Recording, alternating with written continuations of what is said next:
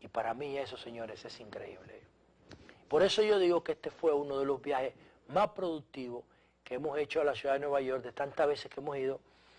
Y ese viaje tenía un objetivo, que presentar la conferencia del rol de la cultura en dos vertientes, como la institucionalidad cultural dominicana, como el Ministerio de Cultura o las políticas culturales dominicanas las políticas públicas culturales tienen que abrirse a lo que yo entiendo que es la corriente artístico-cultural que domina el siglo XXI, hasta que llegue el paradigma cuántico.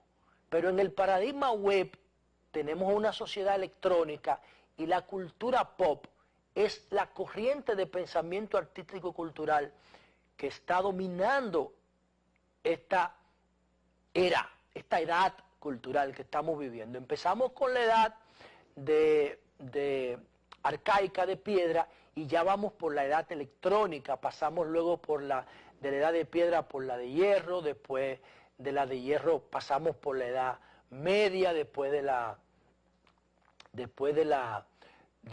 caída del Imperio Romano, después pasamos por la edad de la Ilustración con la aparición de la imprenta de 1554 de Johannes Gutenberg, el descubrimiento de América de Cristóbal Colón, el protestantismo de Lutero con sus 95 tesis y la máquina de vapor de James Watts. Creamos ya la edad de la Ilustración, la sociedad moderna y la edad de la Ilustración que desembocó en la Revolución Francesa, de donde viene nuestra institucionalidad. Esa institucionalidad que es la que incluye que tengamos un Ministerio de Cultura que es totalmente válido, es la que nos lleva a nosotros, a mí particularmente como planificador de política pública, a decir, esa institucionalidad tenemos que hacerla más inclusiva, porque para José La Luz, el dembow y el reggaetón son expresiones culturales válidas, aunque vengan de la marginalidad. Para mí el K-pop coreano, donde robots y hologramas virtuales meten 50 y 100 mil personas en un estadio, son manifestaciones artísticas, culturales válidas. Para mí el graffiti y el tatuaje es una manifestación cultural válida. Para mí el hip hop y el rap son manifestaciones culturales válidas. Para mí la arquitectura marginal urbana es una manifestación cultural válida.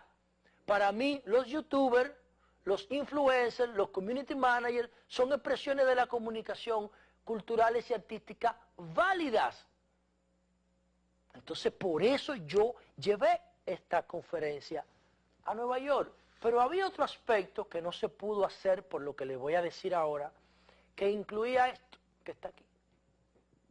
Como fuimos objeto de un boicot por empleados públicos del Ministerio de Cultura, no de Nueva York, que fueron llevados desde aquí con esos fines, no pudimos hablar de esto, de nuestra propuesta legislativa de seguridad cultural, inspirada en el triángulo de la violencia de Johan Galtung, que nosotros lo hemos adaptado a nuestra realidad y hemos hecho una propuesta. ¿Para qué?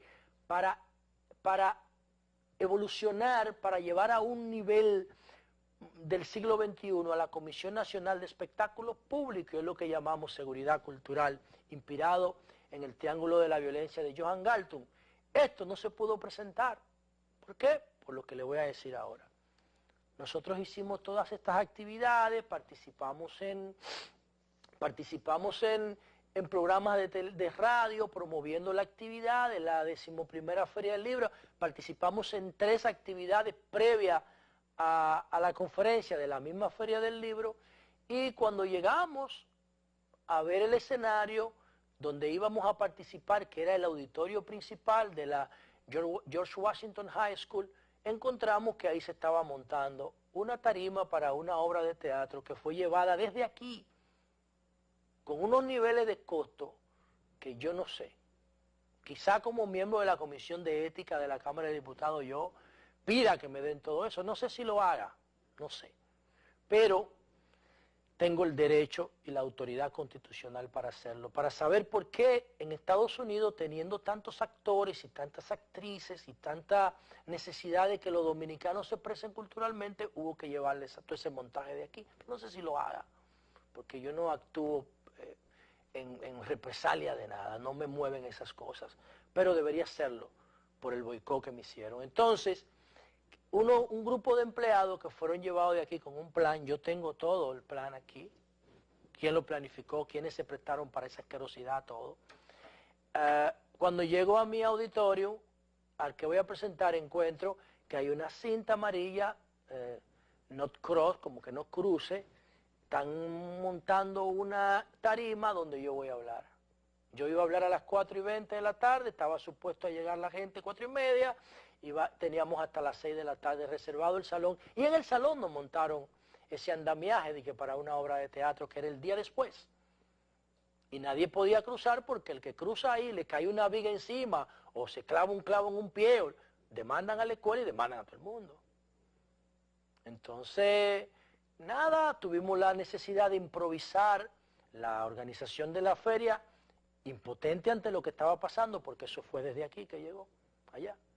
Nos improvisaron un espacio en la escuela, en la biblioteca de la escuela de George Washington High School, y ahí dimos la conferencia limitada en tecnología, en recursos, porque después que termine el comentario le vamos a poner un trocito de lo que fue la conferencia de liderazgo en la UAS para que ustedes vean qué tipo de conferencia que nosotros hacemos, porque yo no me paro en un micrófono a hablar lo que yo creo y aburrir a la gente, no, esto es una expresión de conferencia pop, ¿no? Conferencia tecnológica, conectada, con recursos visuales, con recursos de iluminación, una cosa que a la altura de las expectativas del consumidor cultural del siglo XXI. Un consumidor interactivo, dinámico, un consumidor exigente, que tiene derecho a interrumpirme en cualquier momento cuando yo esté hablando, y que tiene derecho a buscar en su celular si lo que yo digo es verdad o es mentira. Entonces ahí improvisamos la cosa porque querían que suspendiéramos y no lo hicimos.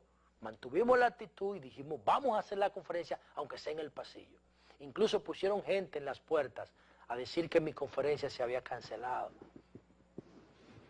Y me sentí muy mal. ¿Saben por qué me sentí muy mal? Muy mal, porque esos empleados públicos, fue a mí, a un dirigente del PLD en mi gobierno, y yo siendo congresista, yo pagando mis propios recursos para ir a dar la conferencia, sectores de mi propio gobierno persiguiendo mis ideas, porque yo no estoy, y aquí aprovecho para pedirle disculpas a la comunidad cultural de la República Dominicana, artística, cultural, clásica, que es lo que ha generado el problema, porque es que en el Congreso se está discutiendo una ley de mecenazgo cultural para que se haga con la cultura clásica lo que se ha hecho con el cine, que el Estado lo subsidie. Yo estoy de acuerdo con eso, y yo estoy de acuerdo, y yo voté por la ley. Ninguno de los que me están persiguiendo han ido a ver si yo voté por la ley. ¿Y qué yo dije ahí cuando eso se discutió? Porque yo lo único que dije fue que la ley de mecenazgo tiene que especificar los capítulos culturales que van a ser objeto de subsidio, porque de lo contrario la cultura pop se lo va a llevar todo. Porque la cultura pop no necesita subsidio, es competitiva. La gente va a ver la cultura pop sin que la subsidien. La gente paga para consumir la cultura pop. Pero para consumir la cultura clásica, como hay que tener una estructura intelectual previa para poder consumir un producto clásico, la gente no va aunque le paguen. Antes esas manifestaciones de cultura se imponían, ya no se pueden imponer. Ahora la tecnología nos lleva a la cultura a nosotros y nosotros escogemos. Antes nosotros teníamos que ir a buscar las manifestaciones culturales. Y yo lo que dije fue, tienen que especificar porque de lo contrario la cultura pop se va a tragar el presupuesto que decidan para el mecenazgo. Y yo tengo la ley, ahí está, la pueden ver, la estoy trabajando y voy a apoyarla. Pero el problema es que ustedes creen que yo soy una amenaza para su subsidio. Pues yo no hablo más de eso, ni me interesa. Ahora, le quiero pedir disculpas por las malinterpretaciones a la comunidad cultural que entiende que hay que tener cabida para las ideas nuevas. No podemos tener un pensamiento cavernario. Yo me sentí perseguido por esos activistas de la cultura, como cuando la Inquisición, como mataron a Giordano Bruno, como persiguieron a Kepler, como persiguieron a Copérnico, porque decía que la Tierra giraba alrededor del Sol y no al revés. Como asesinaron a Sócrates en la antigua Grecia, que lo envenenaron porque dijo que la Tierra se movía. Yo simplemente estoy diciendo que el dembow es una manifestación cultural artística válida, ¿o no es así? Y el graffiti, y el tatuaje, y el rap, y el hip hop, y el cine, y el youtuber, y el bloguero, y el diseñador gráfico, ¿o no es así? En vez de pararse a discutir conmigo mi punto de vista, me descalifican y me persiguen. En un momento dado yo dije en la conferencia que yo pensaba que me iban a dar una puñalada. Así mismo no digo una puñalada, estoy diciendo una puñalada o un tiro, porque fue lo único que faltó ahí en ese esquema. Yo tengo todo, quién lo organizó, a quién pusieron para eso, quién se prestó para esas asquerosidades, pero no voy a reaccionar igual que ellos. Le pido mi disculpa a la comunidad cultural y no vuelvo a hablar de eso. No por miedo, sino porque mi objetivo en la vida no es ese. Mi objetivo en la vida es hacer lo que los griegos nos enseñaron 600 años antes de Cristo. Por eso a mi conferencia le puse logos como título. ¿Saben qué? Utilizar la razón para pensar y no la emoción, y no el dominio, y no la persecución, y no el odio. La razón. Logos, que es la primera expresión occidental cultural, lo que significa es razón. Aprender a comprender y apreciar la realidad desde el punto de vista de la razón, no del miedo, no del mito, no de la perspectiva de la brujería, ni de la persecución de la Santa Inquisición del siglo XI y del siglo XV. Es del logos que viene la lógica, la formal y la aplicada.